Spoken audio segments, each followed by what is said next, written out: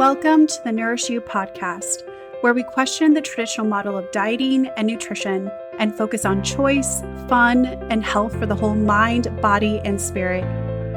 I'm Jana Maurer, a non-traditional registered dietitian and well-being expert, and I want to challenge you to take 2% of your day today, listen to this episode, and make this your health win for the day. Pop in your earbuds, strap on your walking shoes, or pour a big glass of wine, whatever you need for today, and tune out the world as much as you can for the next 30 minutes, and let's fill up your cup. Hi, everyone. Welcome to the Nourish You Podcast. Today, I have Caroline Thomason. She is a fellow registered dietitian, also owns a private practice. Hi, Caroline. I'm so excited to have you. Thanks so much. I'm so excited to be here. So, as always, I like for guests to introduce themselves and give a little bit of information about your background so that those that are listening can just know a little bit more about you. So, tell us about yourself. Yeah, thanks. So I am, like you said, in private practice, own my own practice in Northern Virginia. And like you, I also work with women who are just so tired of dieting and doing things that don't work. So I really work with women to find confidence with food and build a better relationship with food. So that's a big task. Yes. So from your perspective, like what have you found, like with the women that you work with, have you found like really has not worked for them? Yeah. When people first come to me, they are always talking about that, they're just tired of the quick fixes, the fad diets, the people who are selling these kind of all or nothing mindsets. And I'm sure that you hear that all the time, but I think people are just really tired of doing things that don't work, and women come in and they've done a dozen diets that are all, 10, 12 weeks, and then they don't know what works after that. And so they're just so tired of living that all or nothing black and white space. Yeah, so true. And it's interesting because like when it comes to nutrition, so right, like we are nutrition experts, we are trained in the science of nutrition. Yes, it is a science, but it's interesting. So often the nutrition information that we get is not actually backed by science. So it actually makes sense like why there would be so much confusion and just so much frustration, especially when, like you said, like the fad diets are what is heavily, heavily marketed to us and out there for us to easily consume. So from your perspective, what are some of the things that most of the women that you work with say routinely and that you have to like support them through? Yeah, I think people come in and they're just so frustrated. And to your point, like the diet industry is a multi-billion-dollar industry. Like there are literally experts out there trying to figure out how to make their diet the most flashy, the most accessible for the most people to see it. Right. So yeah, like when people first come in, they're so frustrated and they're so tired of being sold this lie, and we're kind of sold this idea that if you fail on the diet, then you failed.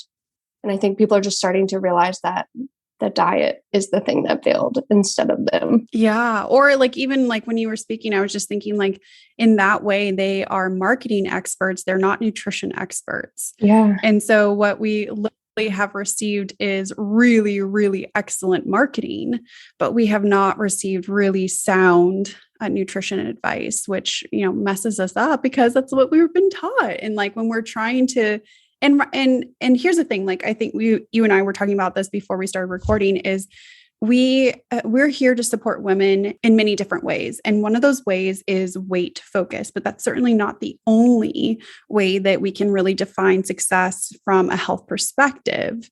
So when we're looking at, well, I guess we should say like from a nutrition perspective, are like the main successes weight-based, or are there other ways that we can really define health success? Yes. Oh my gosh. I love that question. I know that we've talked about that a lot just between the two of us. And I think the old way of thinking, and even like as dietitians, like the older generation possibly of dietitians was trained that weight is like the ultimate pinnacle of health, right?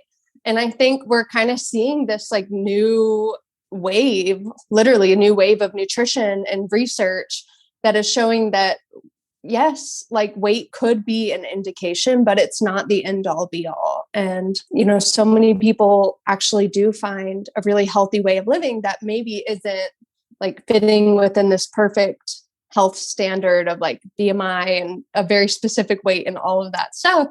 I know you're laughing because I've seen you rant on that before online, but it's so true. And yeah, so like to answer your question, I just think there's kind of a new way of thinking about nutrition, the way that we view weight. And it's not just like weight loss is always the answer to your problem. Yeah. I'm thinking of one coaching client in particular. I've been working with her for about a year, and she has had so many amazing strides as far as really defining what health means to her, not only in the moment, but also from a longevity perspective, getting more physically active, reducing stress, setting boundaries, like all the things that are part of a really healthy practice for yourself.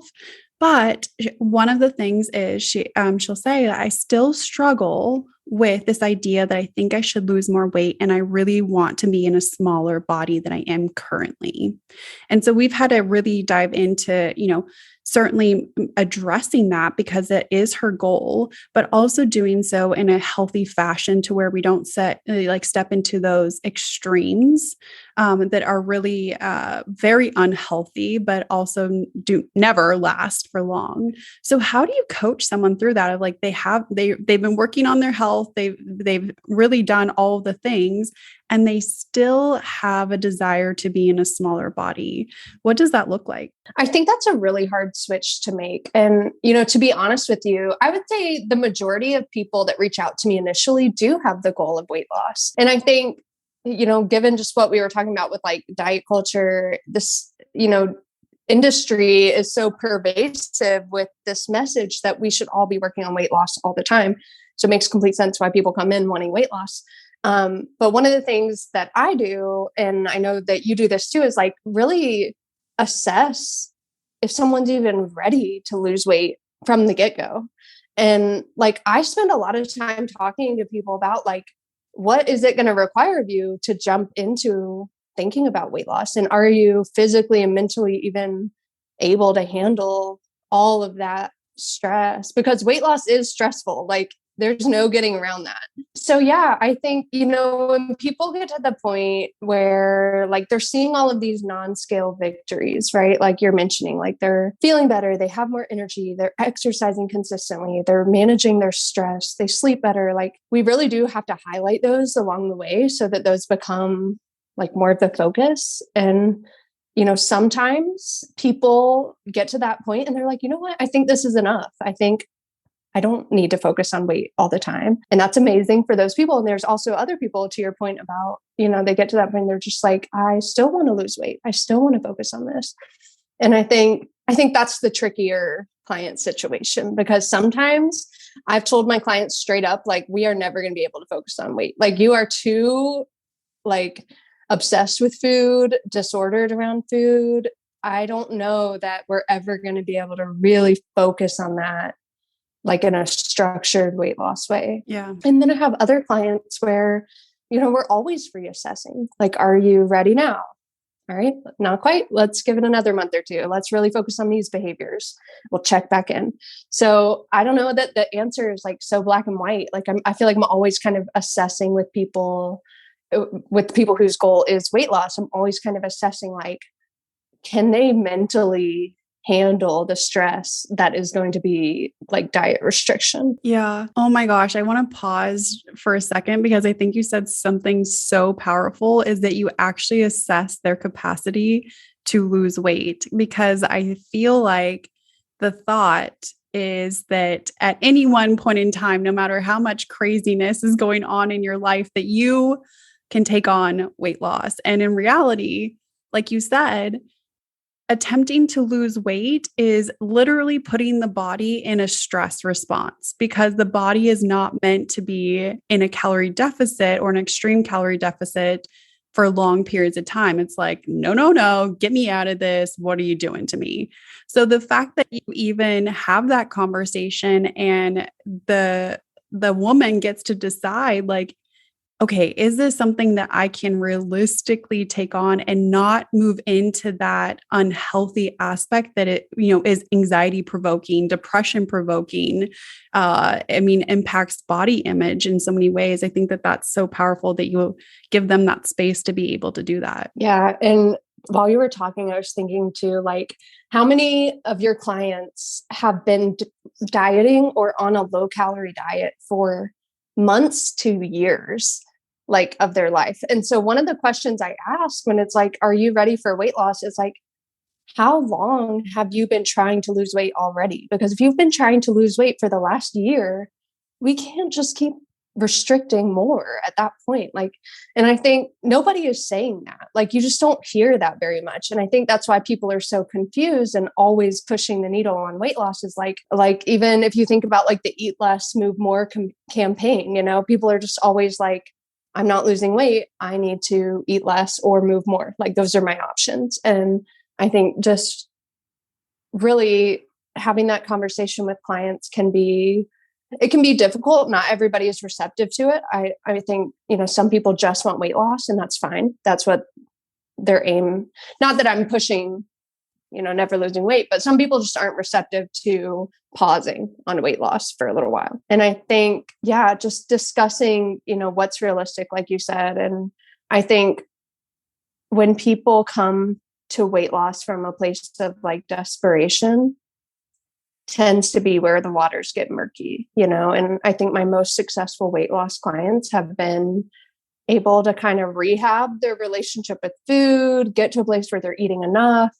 And that once feeling of desperation towards needing to lose weight is now just like, you know what? I think I'm ready. It's like so much more neutral, and they're not like, I need to go on a diet tomorrow and lose 5 pounds. Like, that's the sense of desperation that I think a lot of people start with.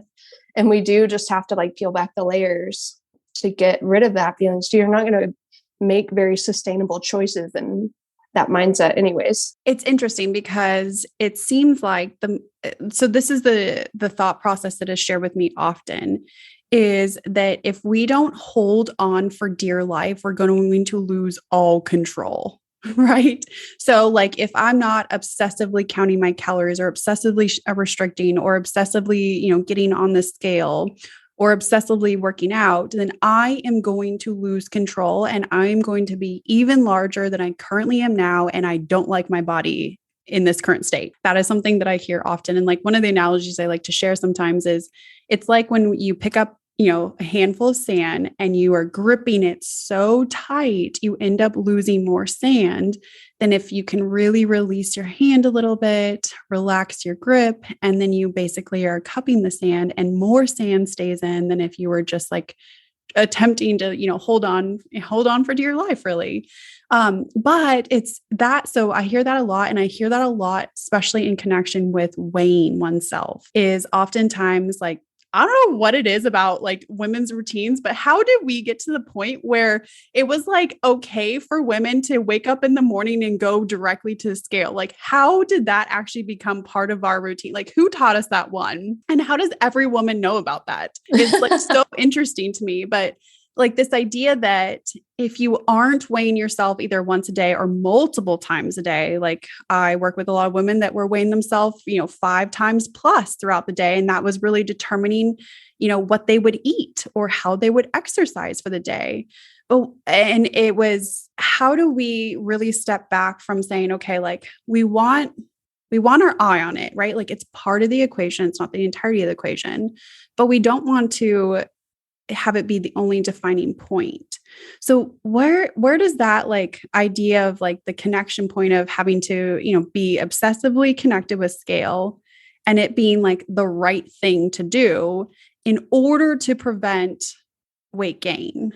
Like, where do you hear that from women, or like, where do you think that comes from for us? Oh my God, that is such a strong theme. So many women are, I'm thinking about one client of mine in particular. She would weigh herself in the morning before breakfast. That would determine what she would eat for breakfast. And then she would weigh herself after breakfast. And it's like, okay, well, of course you are going to gain weight. You just drank water and ate food like that. You have to talk on some level of like the physiological. It's impossible to gain a certain amount of fat in 2 hours, right? So we're just noticing those fluctuations from normal body functions throughout the day. But something that I talked with her about a lot is this idea of if you look for it, you can find it.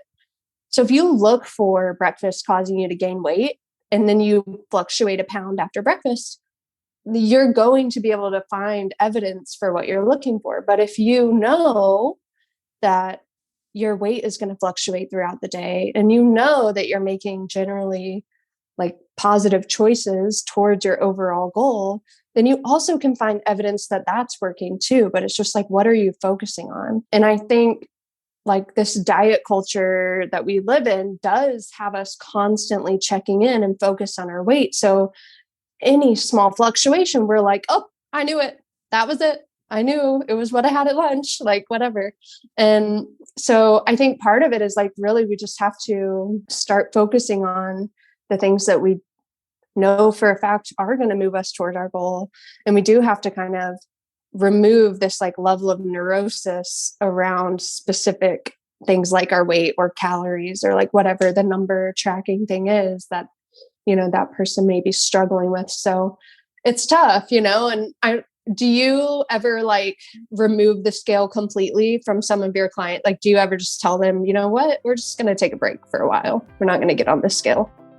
Hey everyone, it's Jana, and I wanted to interrupt your content real quick to tell you about something that I've been using every single day, OWYN protein drink.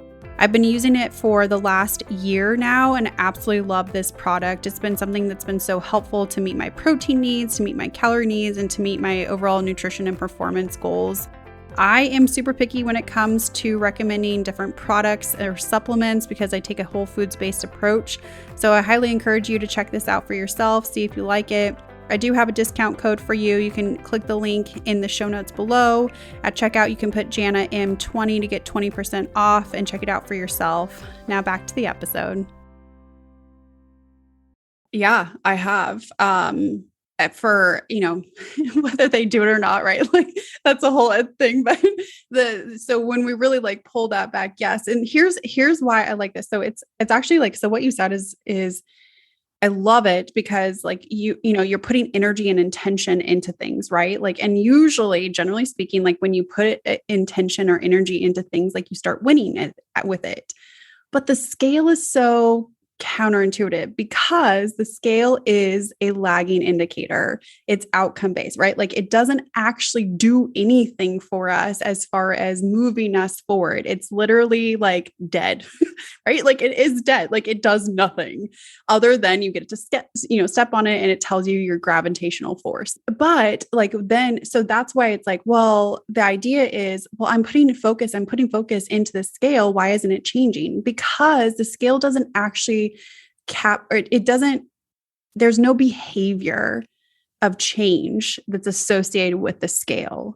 And so that's why we want to really start pulling back. And that is what I found, like, especially with the coaching clients that I recommend to really pull back from it, is they were putting so much attention into the scale that it was draining all of their energy to be able to put into those things, the behaviors, the habits that would actually get the change that they're looking for.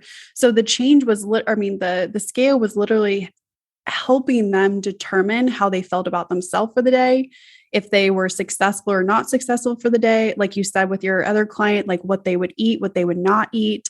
And in no way should the scale be giving you that information. There's nothing about the scale that could really capture your habits because of those physiological changes that happen, right? Even like if you're getting ready to start your period, good God, don't step on the scale. Like, just don't do it, right? Like that is one, you're in an emotional state, likely you're more emotional, but two, we see that the fluid fluctuations with women before they start their period, that's a natural part of overall hormone regulation.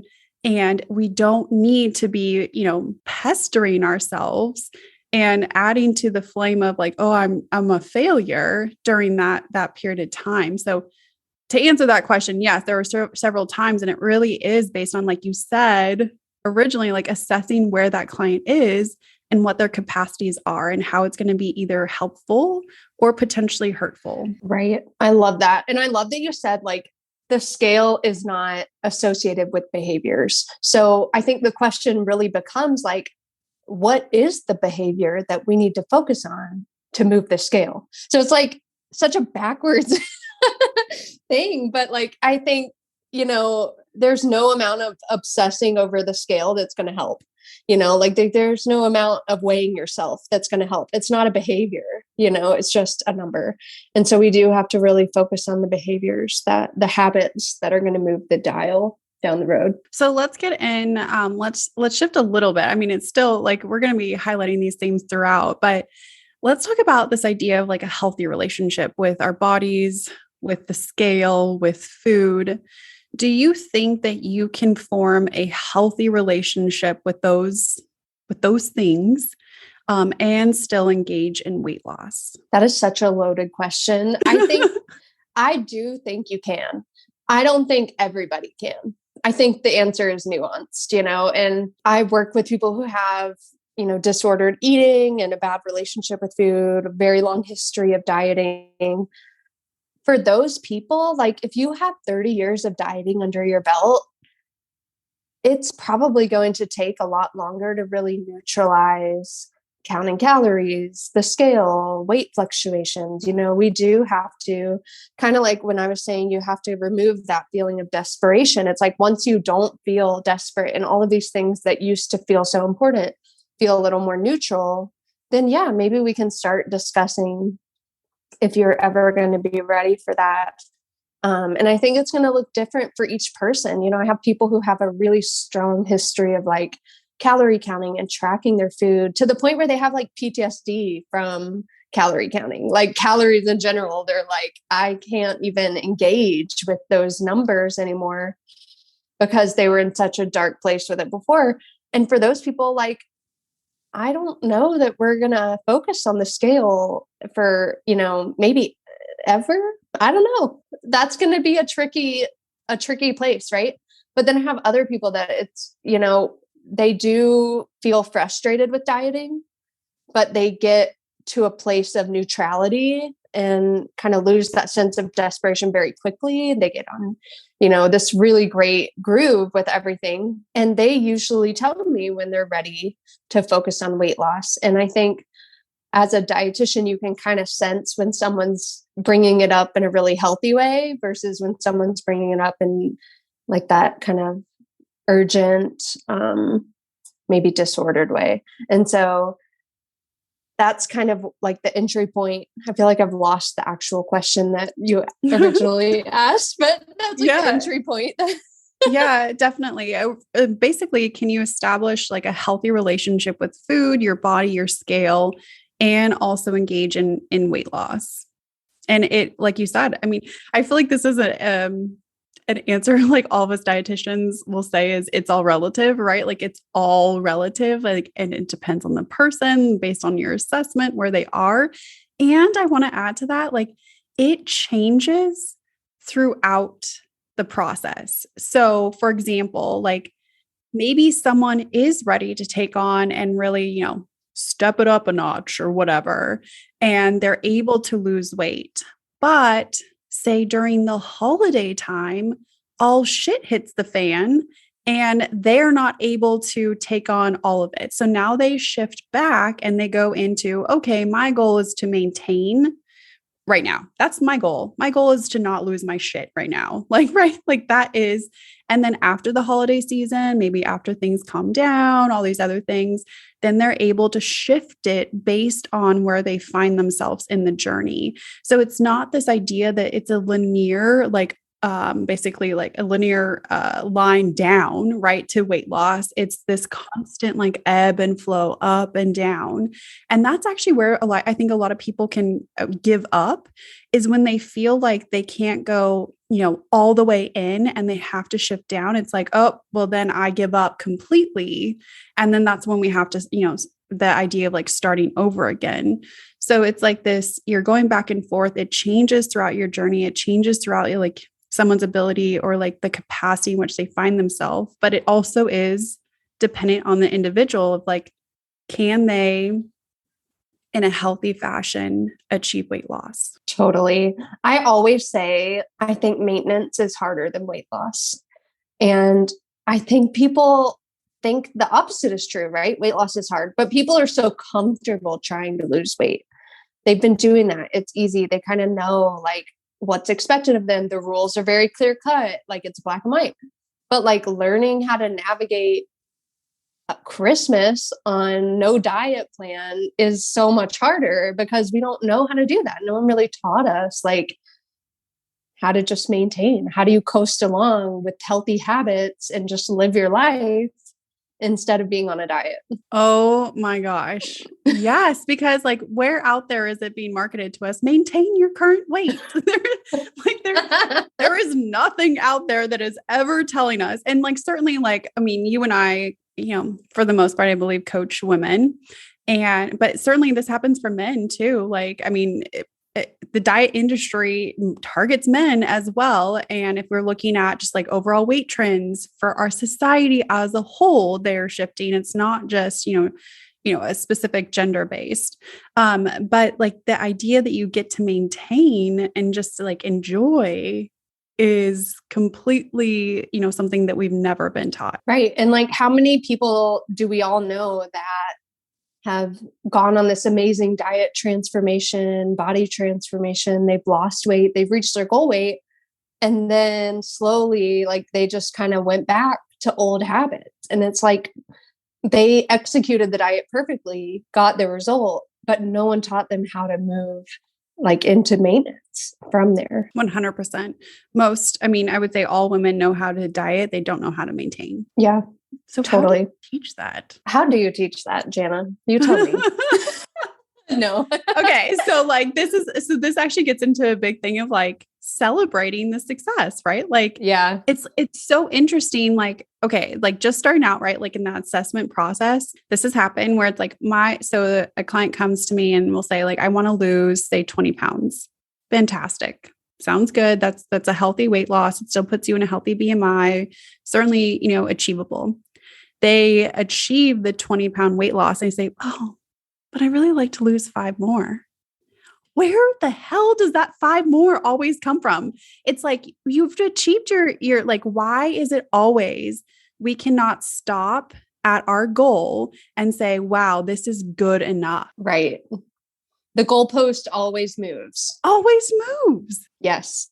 And I think to our point earlier, we were talking about non-scale victories. Like, you do have to kind of fall in love with those results that you're getting along the way in the process of becoming healthier, creating new habits. Like you almost have to fall in love with that more than the goal, because if you just want the goal, like you've reached the goal and then it's gone. That's it. It's fleeting, Yes. So agree. And then also this is where a lot of people will share and like, I'm speaking like of my coaching clients, but also like this is the journey that I have been on as well.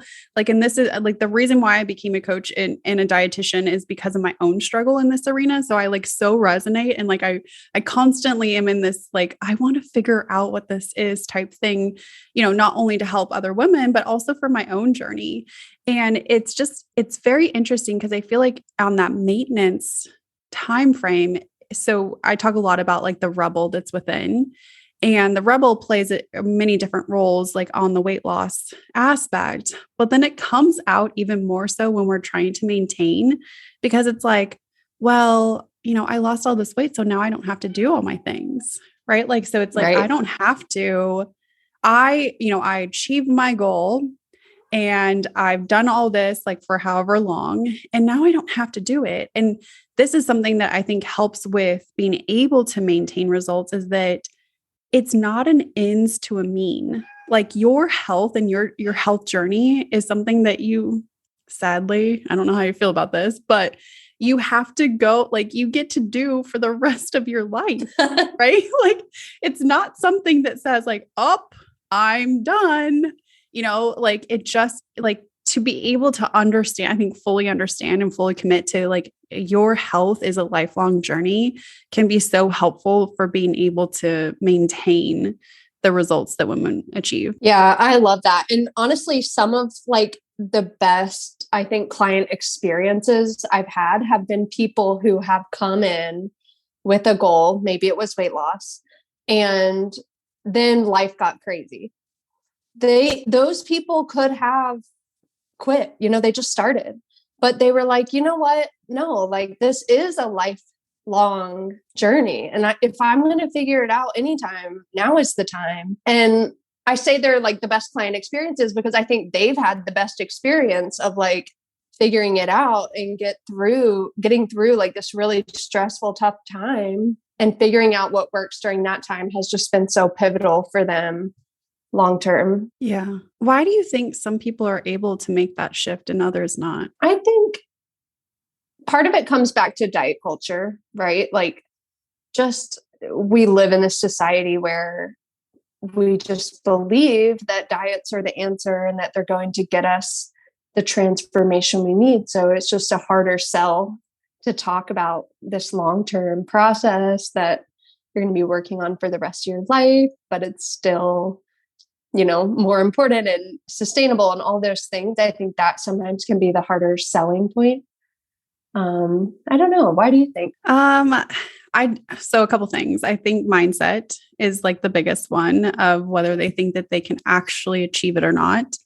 And then actually too, like if they are partnered, if their partner is supportive of their journey as well.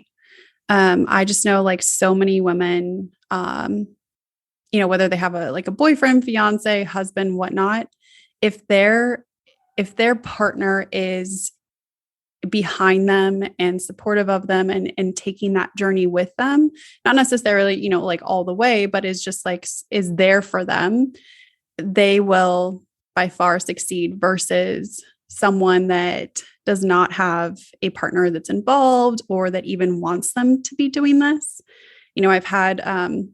I've had people, stop coaching because their husband said they don't want them to get too skinny. And, that's a real thing. So I think definitely mindset of the individual, like believing that you can that this is something that you can achieve. And then second behind that is if they are partnered, their partner's support. Yes. I think community and just having support is probably the number one indicator of, are you going to be successful? And I'm pretty sure like the research backs that up. I'd have to like look through it, but I feel like I've heard that before from experts, it's like, if you don't have support, if you don't have people in your corner with anything, like so much of our success is really based on the people that we spend the most time with. So true. Okay. Yeah. So we have like 2 more minutes here, kind of wrapping it up. What are some like key takeaways that you just want women to hear as we are in their, support, their community of support, but then also just to bring that voice of a different way, maybe that they've heard before? Like, what would you like to just leave them with? Yes. Oh my gosh. Can't believe the time has already passed. I think that the biggest thing is, if you have been really weight focused for a long time and you haven't been more behavior focused, I feel like that was maybe one of our strongest themes here is really like, instead of thinking about the numbers, the scale, what are the actual behaviors that you could start creating? And what are the behaviors that you're the most excited about? Because I feel like people go on diets and they're not that excited about it. They just force it. And if you're not excited about something, you're not going to do that for very long. So it's like, what can we start getting excited about? What can we have fun with? What are the habits and behaviors you actually want to create? And like, let's start there with something that feels realistic for sure. So true. Not about like all the things that you can't have well, frankly, it shouldn't leave you starving and eating cardboard food. I'm just going to put that out there. Like you need food and it should taste good. Like, geez. Well, yeah, I love that because I love how you said like, it has to be realistic and in reality because that's going to match their lifestyle. Right. So, and that's a big part of success. Yeah. Well, thank you so, so, so, so much. I know that we're coming at our time, but I just want to thank you for sharing your expertise in this arena because you help so many women on their journey of forming a healthy relationship with food and like redefining what that means outside of the scale. So thank you so much for your time. Thanks so much. Thanks for having me. Thank you so much for taking time out of your day-to-day to tune in. If you love today's content, leave me a review letting me know exactly what you liked best, and remember to share my podcast with others to join the Nourish You community. If you want more great content like this between episodes, I encourage you to join my mailing list. You can click the link below in the show notes, or check out my website at www.healthwins.org, and let's stay in touch. Until next time, I'm Jana. Talk soon.